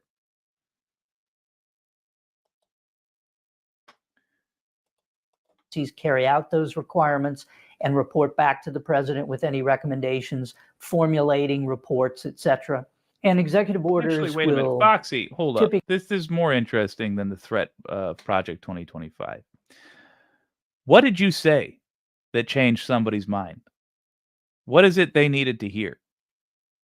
Because that's the frustration I have, is that I don't understand how any one thing that is true about Donald Trump hasn't disqualified him from everybody's mind. Do tell. This is now more interesting. I found common ground. What was the moment? Did you feel like they just didn't know who Trump was? Did you feel did they not know? Was it a policy thing that you brought up? Was it about his character? Was it common things that you wanted that Kamala offers? I came at it from a neutral place. Okay. But what was the thing you talked about? What were I'm not saying for everybody, but for at least one person, what was the moment where they said, "All right, I'll switch," or what are some of the things that you actually discussed? Or was it just the same things, but you're saying, yeah, I talked about the things we always talk about, the corruption, January 6th and all that, but I did it from a neutral place.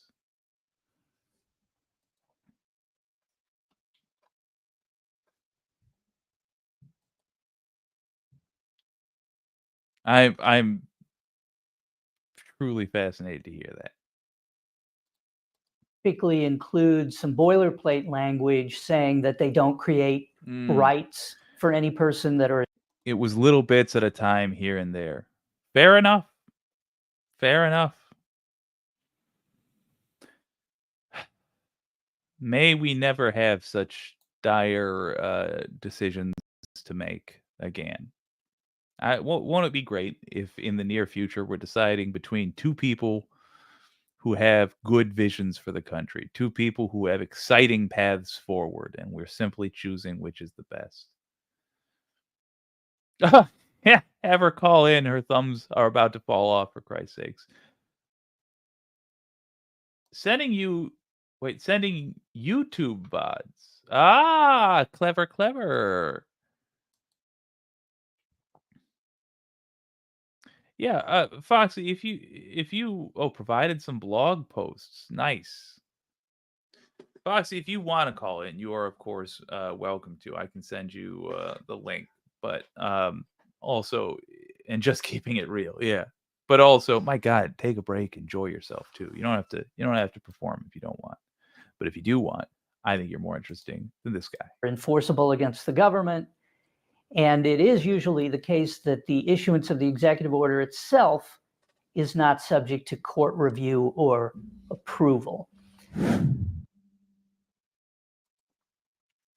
Come to be established, initially created by President Kennedy for the development, approval of executive orders.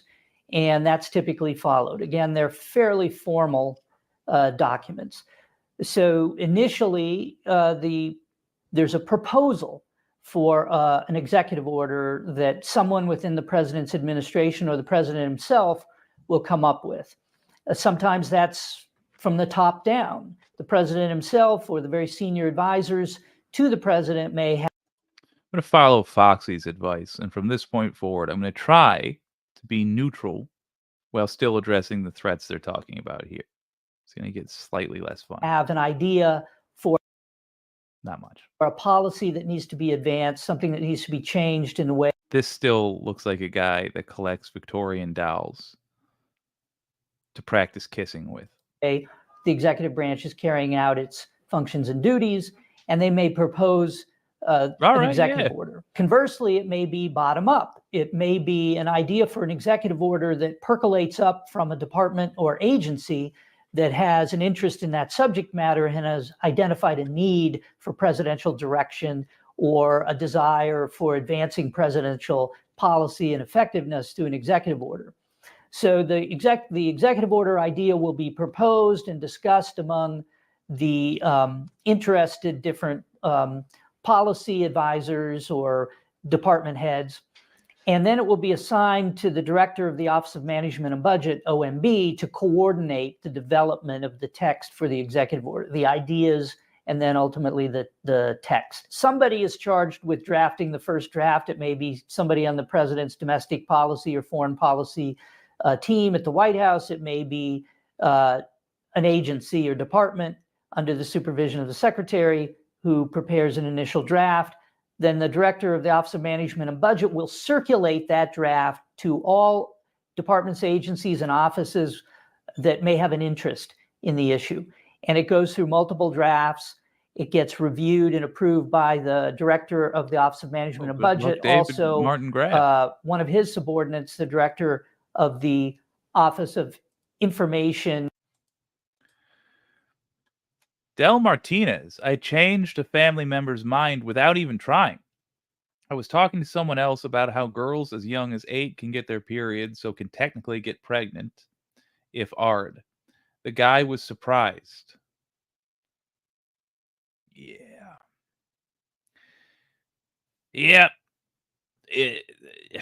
You know what? Ignorance is better, frankly. It's a better reason for somebody to have been planning on voting for Trump than evil. So I'm glad. I'm glad that person didn't know, heard the facts, and changed their mind. It gives me hope.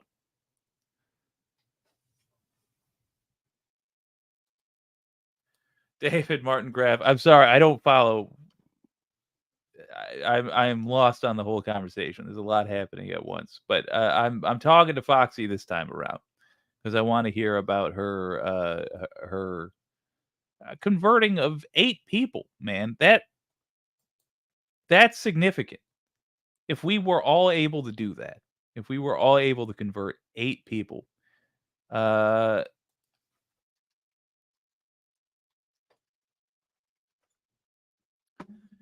be 160 votes that would go to Kamala Harris. That's huge. We can all try. Bella Lugrisi, well, you obviously don't have access to AI, Jake. I made a thumbnail with AI once. Shade Dragon, I mentioned just the name Project 2025 to a libertarian neighbor. They went from undecided to having a sign in support of women's rights in their yard.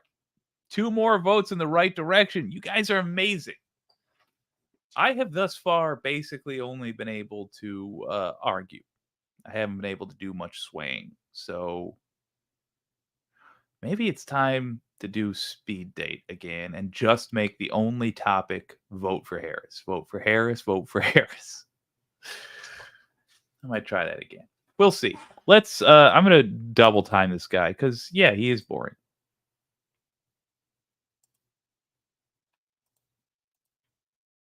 and Regulatory Affairs, OIRA, and the general counsel within OMB. At that point, it will then go over to the Justice Department. And the Attorney General has assigned to the Office of Legal Counsel, which is headed up by the Assistant Attorney General, the responsibility for reviewing draft executive orders for form and legality. So OLC, as it's called, will go through a process of vetting the executive order, reviewing all the relevant statutes, researching the law, making sure that the executive order could be carried out consistent with the law, that it is within the president's authority, that it doesn't require any additional legal action, and that it is formatted correctly and correctly expressed or articulated consistent with the existing legal framework so that it will be effective. And there's a back and forth usually and some revisions made, and then OLC will issue a short memo confirming that they concluded the final version is consistent with the law. It is approved for form and legality. At that point, OLC will share it with the Office of the Federal Register. Federal Register will review it for formatting, typographical errors, et cetera, so that it'll be ready for publication in the Federal Register. It then goes to the staff secretary at the White House. The staff secretary then circulates it to all the senior advisors within the White House, domestic policy, foreign affairs, et cetera, whoever may be relevant to the issues, and they get a final review and approval. So of course, changes can be made in the final stages, because it's only at that point, typically, that the most senior advisors to the president, he's certainly on track to do that, issued 48 in the first 100 days, solutions they are pursuing on particular issues. So quite frequently, an executive order is something of a PR document. Now, you can see if you go on the White House website, there's a tab for presidential actions, and it's all of the publicly available actions the president has taken, and it includes all the executive orders the president has signed. And lots of them are written broadly with policy pronouncements and expressions of policy priorities, et cetera, as a PR way, if you will, of publicizing what the White House is doing and how the president and his team want to approach particular issues. There are different effects that executive orders have and different ways they're used. I've just described how they can be a PR document and really sort of encapsulate pronouncements about the president's priorities. And so that's why you see sometimes in the opening days of a new administration, something a flurry of executive orders. When the president wants to set a tone, change direction from the previous administration, some of these executive orders will include revocations of the previous president's executive orders. President Biden, the current president, has been extremely active in doing that kind of thing. So if you go on the website I talked about, you'll see all the executive orders listed in reverse chronological order. You go back to the beginning, you can see all the early ones that he issued, trying to set a new tone different from the Trump administration. Some of them are very long speaking pieces, really PR pieces. A lot of them aren't really doing anything. They're expressing sort of his take, his view, his emphasis on things like PR documents twice, diversity, equity, and inclusion. DEI, big. This is back when DEI was a popular way for these folks to say any minorities are bad. It was their DEI was their phrase for N-word lover. That's what they meant. Big executive order on that. And climate change, very long, 23-page executive order. Climate change, the thing that threatens us all, the existential threat to all life on Earth. That thing which Republicans consistently do their best to make worse. We're touching on environmental justice, all kinds of climate issues. And a lot of these will give directions to agency heads in different departments and agencies to form task forces and to or to do things come up like with ways of advancing these policies, or to do things like say that you cannot mention climate change in any government document. Consistent with their existing statutory authorities. Again, the president can't create new legal authorities, but he can direct departments and agencies heads to exercise their existing authorities in the way he would like to see them exercised. So some executive orders are really mostly policy pronouncements or PR, but others. It's important to note there that he said the president has the right to direct agencies, as in to go to his Project 2025 plants in his various agencies and say, you have the ability to rescind this policy. Do it. Right now, there's a policy saying you got to test all the chemicals that are going to be dumped into a river here. Take that away. Stop doing that. We're not doing that. We don't test chemicals anymore. No, this guy just stayed at my hotels. He just bought up a whole floor at one of my hotels. It cost him $100,000, which is going into my pocket. And so now I want you to allow him to make billions of dollars by not having to deal properly with the chemicals in his factory, and instead just dumping them into a river that's going to poison an entire town. You're going to let him poison this entire town so that he can make billions because he bought a hotel room from me. That's the kind of thing Donald Trump will have the ability to do. It can be very important for creating enduring frameworks for taking action within the executive branch. And so there's some executive orders which may be very temporary or impermanent because they really reflect the current president's policy, emphasis, and priorities. And the following president may revoke all of those executive orders on day one. An executive order can be fully revoked by a subsequent president. No president can bind the following president with an executive order. On the other hand, there are a lot of good examples of important executive orders that create structures that are very useful and that persist and carry on from administration to administration. And in fact, some of those structures that are created by executive order may well be embraced by Congress. Congress likes to get in on the act on something good, a positive arrangement for carrying. Now that's interesting for us to take note of. An executive order can be taken up by Congress. I like that. I wonder what executive orders we could get President Harris to sign. I was talking about influencing Harris. Oh, we have a guest. About influencing Harris. I'm going to finish this thought just for the sake of it. But I was talking about influencing Harris through Congress and having us pass bills that Harris then has to sign because she's a Democrat and it would look bad if she didn't. But we could go the other way. I bet we could pick some issues which a President Harris enjoys and turn those into legislation. But we have a star that I want to talk to first. A star who got 8 people to change their vote from a would-be dictator to an okay lady. That star is my old friend, Wicked Foxy Dragon. Good to see you, guys. my friend. Hello, Foxy. First of all, love the outfit. Oh, yeah. I'm the poster board for her. I have every shirt you could possibly imagine. Yeah. Oh, hello, sweetheart. I see that. I see a special Zoe. person. Also a long-term watcher. Zoe's a good girl. Yeah, you're a good girl, Zoe. Well, happy birthday again. Thank you. And congratulations on 8 conversions. Let's talk about it. So you said, first of all, you sent 50,000 texts. Yep. 3 weeks, Wow. 3,000 a day. So were you just did you have a script that you were texting out to folks? And when they responded, what would you do? Right. Just give them information that they needed. Some of the things were for events that were happening here locally. Obama was here, and I think I sent out 5,000 texts that day to get people to go. And just people, whether or not they're like, well, where's the parking? Or like, is there going to be food there? Just answers like that. And then there's the others that I was sending to find out who they were voting for, if they were going to support Harris or Susie Lee, who's the Democratic congressperson here. So I was doing this for all Democrats across the board. So different campaigns for different days. It wasn't hard. All we had to do is sit here and click the mouse down and then wait for people to text in. Heck yeah. Well, that's excellent, man. When you had these conversations, these more detailed conversations with various people, you said you adopted a neutral stance. Can you clarify what you meant by that? Because obviously you have someone you think is the correct choice. So how did you talk about this stuff? I didn't insult Trump. I didn't attack him. I started out from you want to be happy. I want to be happy. Why can't we all be happy? I think that's what everybody wants. Basically that's where I just started, and people would ask me more questions about who I was voting for or who I was campaigning for. That's pretty much it. I mean, just answered their questions, not from an attacking way, not trying to make them feel bad, like they're stupid, that they don't know what they're talking about. I listened to them. I found out a lot of information just from that perspective of why they were voting for Trump. And it really does boil down to people just aren't absorbed into political news. They're too busy working, trying to make a living, and they only hear clips. And even the left-leaning news media shows these clips of Trump. Yeah, he's being extreme, but it's not showing how unhinged he's becoming, or how much he's disintegrated into this whatever it is that he's doing now.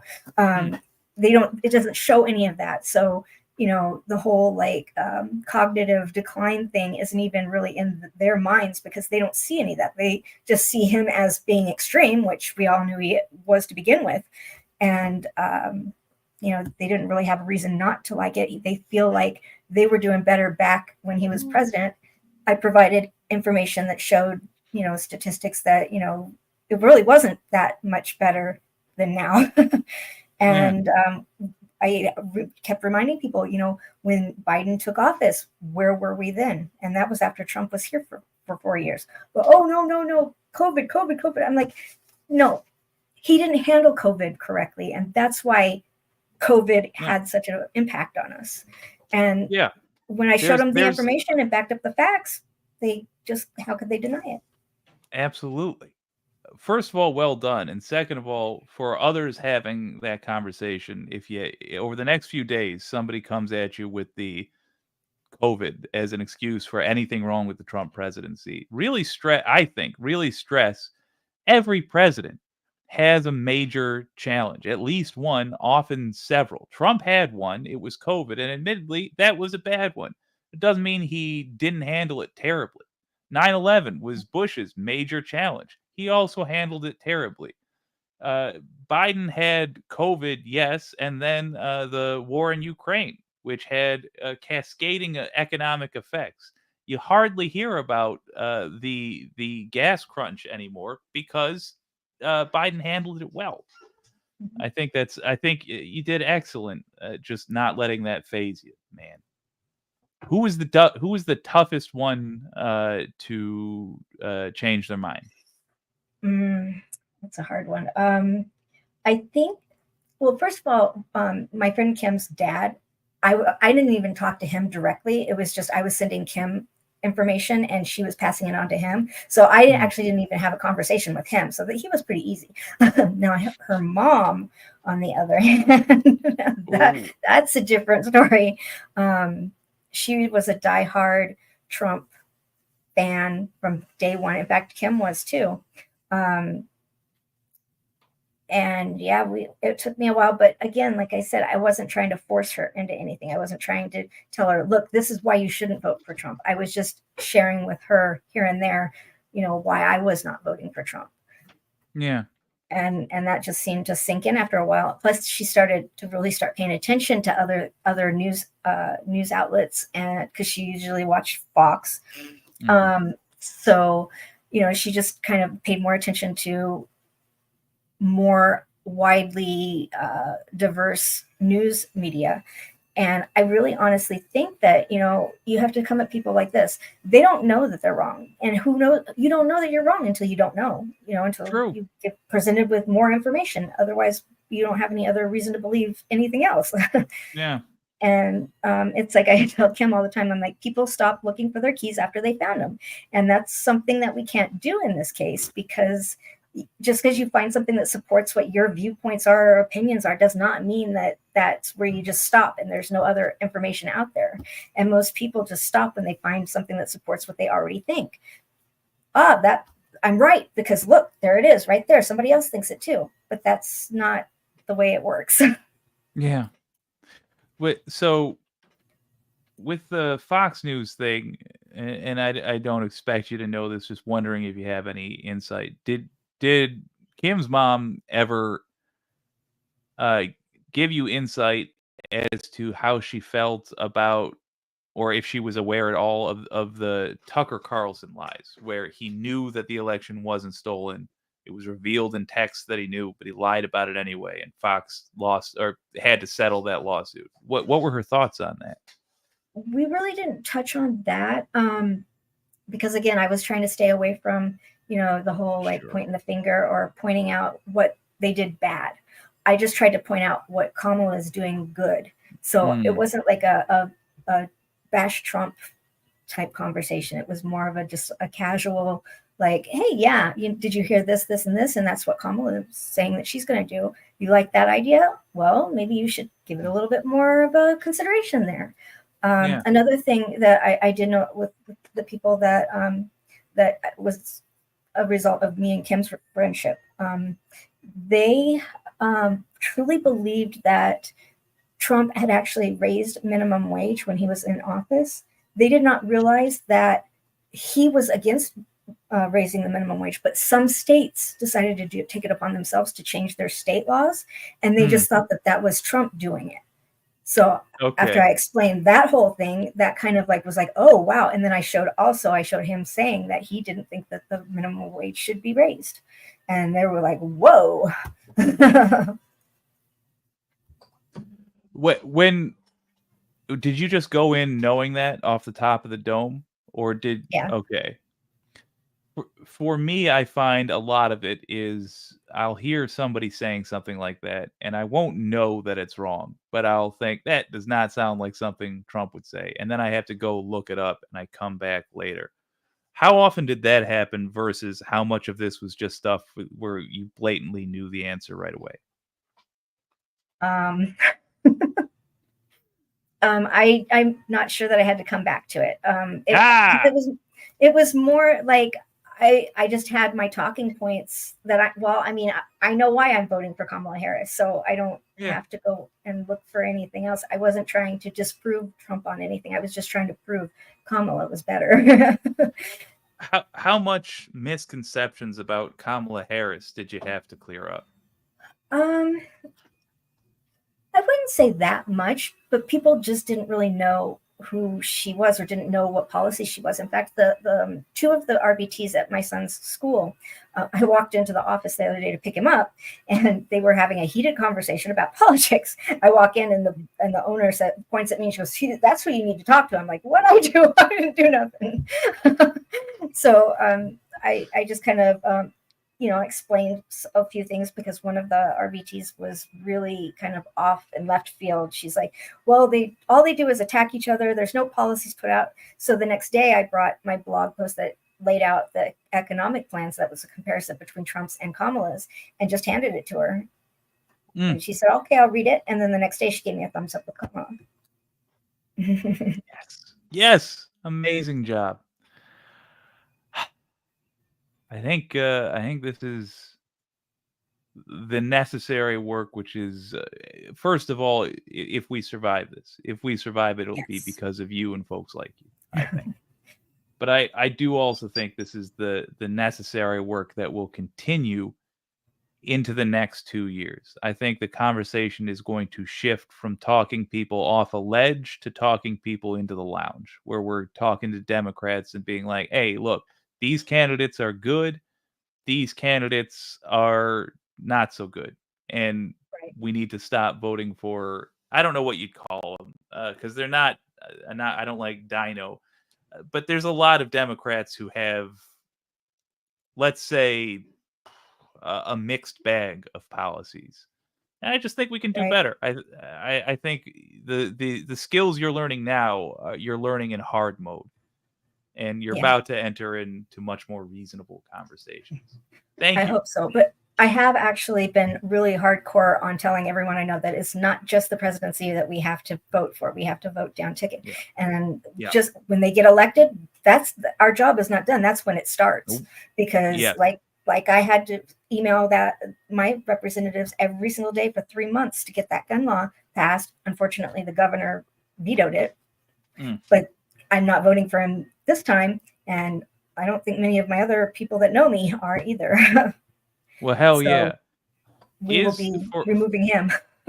For last minute campaigning, let me pull this up. Volunteer for Harris.